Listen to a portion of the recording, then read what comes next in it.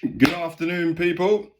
It's Jacob on the one up top. Hope you're having a blessed weekend. Whether you're supporting the King or not, granted I ain't, for obvious reasons. But yeah, my focus is on today's game. Before any of you do anything, make sure you like, share, subscribe, comment, do all of that. You know, slowly but surely my channel is going up and up. I know it takes a lot of time, but whether you're watching this now or not, I've got love for everybody in the world. So, yeah. 10 minutes to kick off. That game, it's another London derby. That game, that club, Tottenham Hotspur. First I want to go into the lineups, which I've just seen. I've just come back in from meeting a friend of mine who's about to go and watch the Wolves. So, you look at the lineups and you think, rah. Emerson Royal looks like he's going to be left wing back. Now, if I'm honest, I miss the guy. You know, he ain't the best in the world, but for me, it's all up there. Like, he went from everybody booing him to like, you know what, I'm going to show you what time it is. Now, we all know that he's not a world-class player. He's not the top end of a Premier League player. But he showed some fight, individually. So that means he's going to show fight for us. So I'm happy that he's back. The thing that's pissed me off is it left wing back. Like, if I'm honest, I'd rather him play instead of Pedro Porro, because Pedro Porro just does my head in. He's a fullback that thinks, yeah, I'll just shoot when I want, and he's all about himself and the glory, and he's quiff. I'd rather have Emerson Royal at right wing back, but I'm not the boss.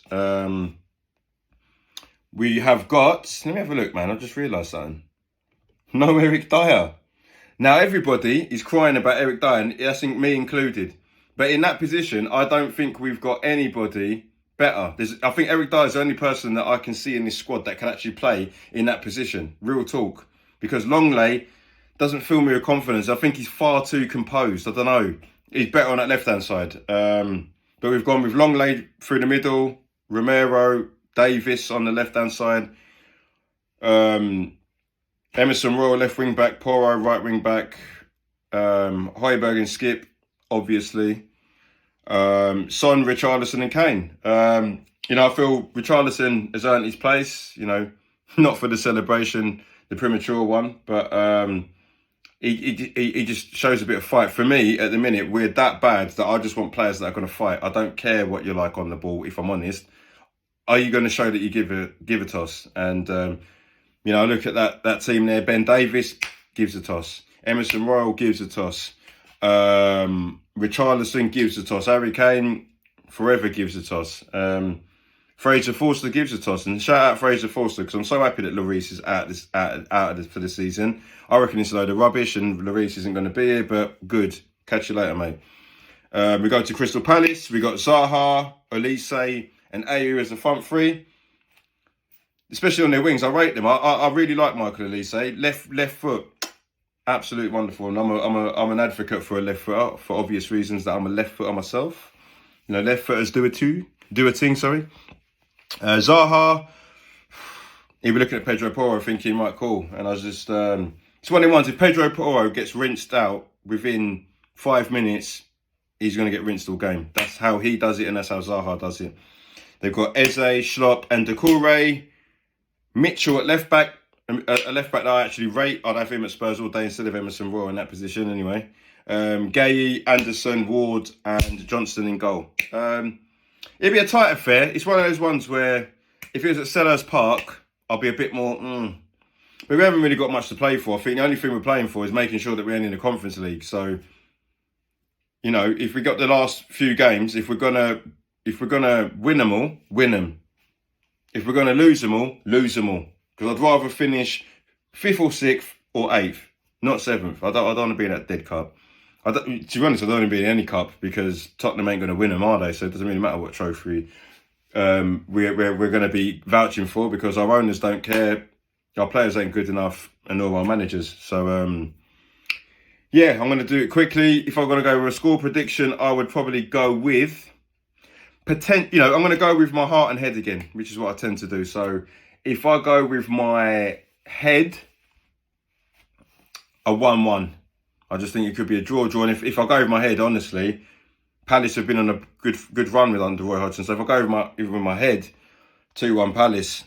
But if I go with my heart, I'll go with a cagey 2-1. Just, it gives me, with my heart, it goes with, without saying, it feels like the Brighton game. Like Brighton dominated the game, should have got penalties, should have got, decisions. But then we managed to ride through it, and then Harry Kane was a difference. So it just feels like it could be one of them games. But who knows?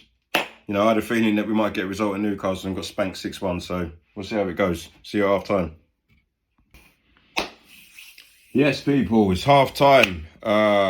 Surprisingly, Tottenham 1, Crystal Palace 0.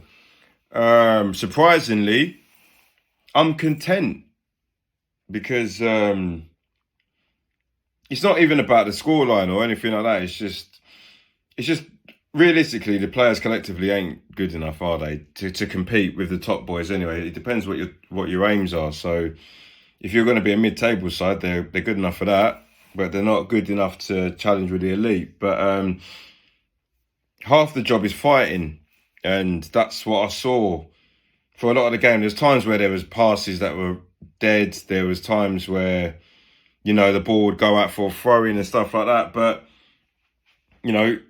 whether they're pretending or not, the players seem to care a bit because, granted it's Crystal Palace, but it's...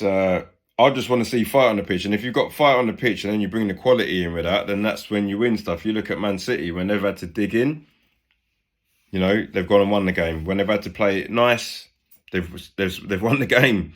Do you know what I mean? So they get both things right. Now, if you've got the quality and the fight, then it's cool. But, Tottenham are in that much of a shambles at the minute.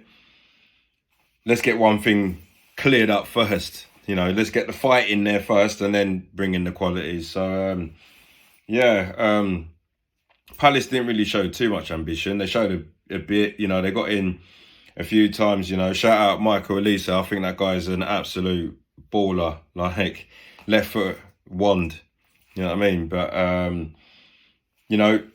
with him spraying the balls around, they lacked the quality. Zaha threatened every now and again, but it was like, he took on two people and there's no one there really making a run.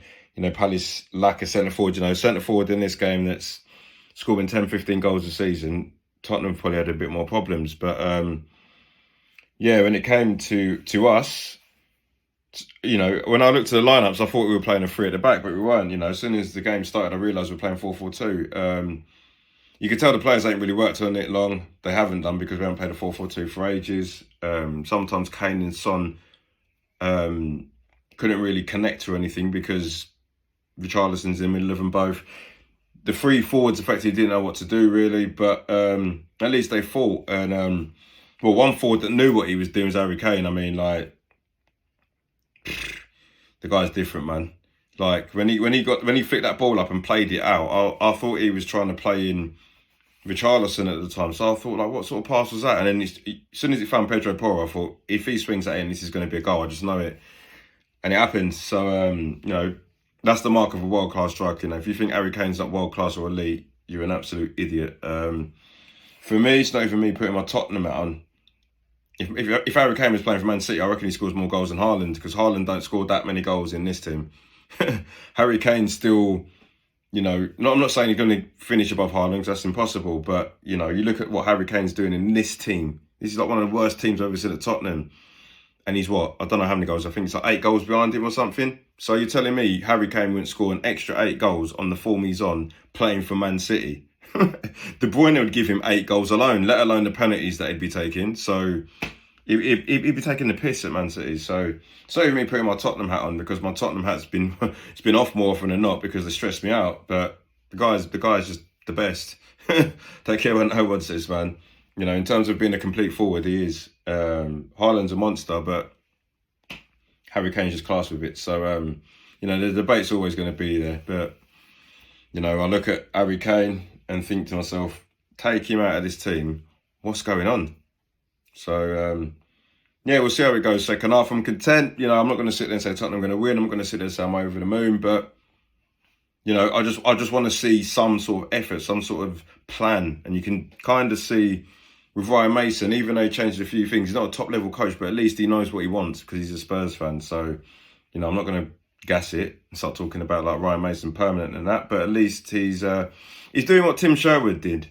You know, when we were disillusioned, Tim Sherwood came in, said, all you idiots that are getting paid loads of money, don't care about you. I'm going to bring in Mason, funnily enough, Ben Taleb, Harry Kane. And, you know, it started off something for Pochettino. So, you know, I'll hope that we just end the season well, because I don't really care where we finish. Just, we'll see how it goes. But look how calm I am, and we'll see how I am at full time. Knowing Tottenham, we'll probably lose 3-1. But see you at full time, guys. Good afternoon, people, / evening. We won. We won a game. It feels like we ain't won one in ages. Don't get it twisted. You know, if you didn't watch it, it wasn't convincing. But I'll do a bit of both. So, you know, first of all, I'll start off with the positives. First and foremost, we won. You know, second, we kept a clean sheet, and 3, we showed a bit of fight.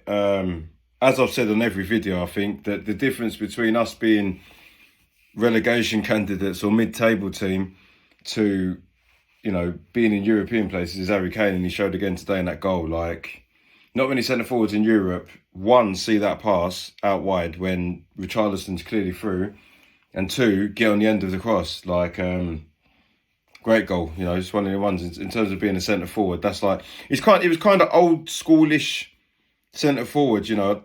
Alan Shearer used to do that quite a lot. He'd get the ball, play it out wide, get himself into position, mess around with the centre half, see his number, 1-0 Blackburn, 1-0 Newcastle, 1-0 Southampton. That was what he used to do. So that was a proper old school centre forward goal. Loved it.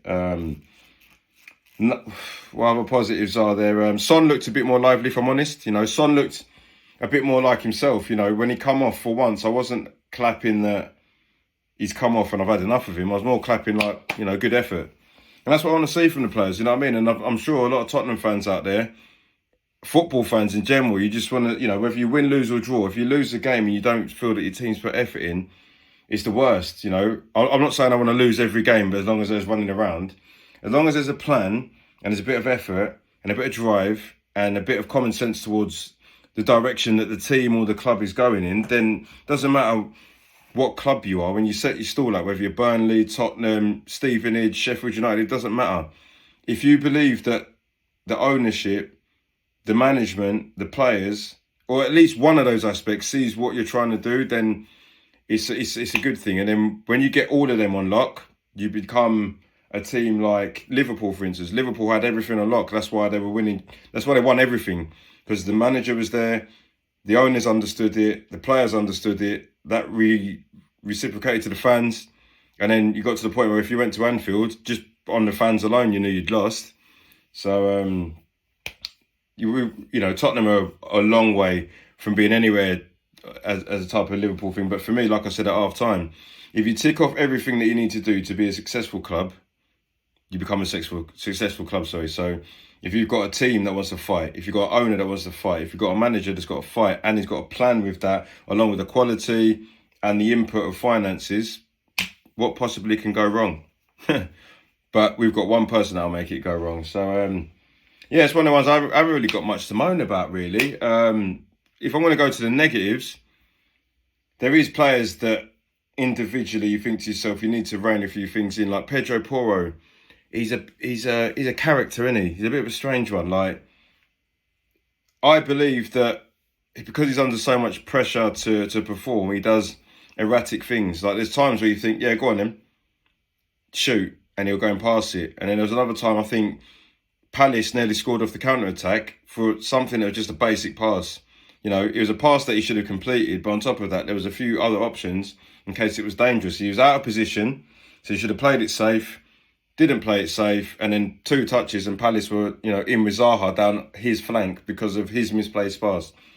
And everyone talks about, yeah, he's not a right back, this. I get that, but he was playing right wing today and still nearly cost us. You know, he got to the point where he's in a position, Emerson Royal's gone for the overlap. So you've got to be careful that if this pass doesn't work, you're not in position to track back, and nor is Emerson. So what do? Play the deadest pass. But, you know, again, you've got to give him time, I suppose. Every player needs time. Romero looked composed, which, you know, this is the thing with Romero. When he's calm, he was pulling people out of fights. He was winning tackles.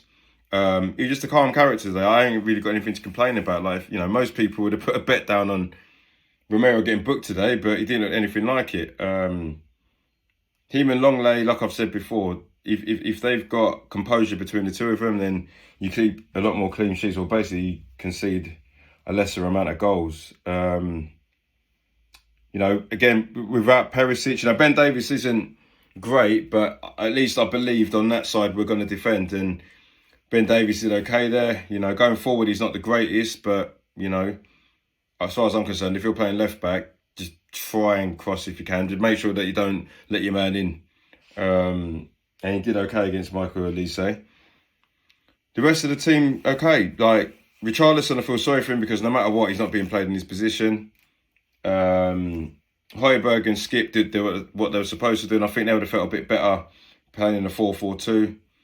And that's pretty much it, really. Emerson Royal come back and did his job. Make sure Zaha didn't do too much, and like I said before, I did miss his presence just because he's a little character, and he just need a few people like that with us. Otherwise, we're really boring. So it doesn't really get us anywhere. We're not going to get Champions League football. I just don't play in the Conference League. And we move on. It's as simple as that. So I'm going to go and enjoy my weekend now.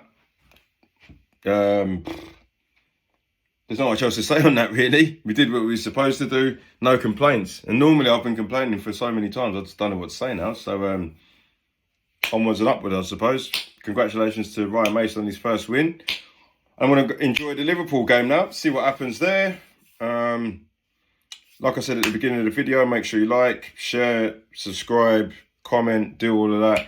Keep helping me push and get to where I want to be. So, love you all. Have a blessed bank holiday weekend.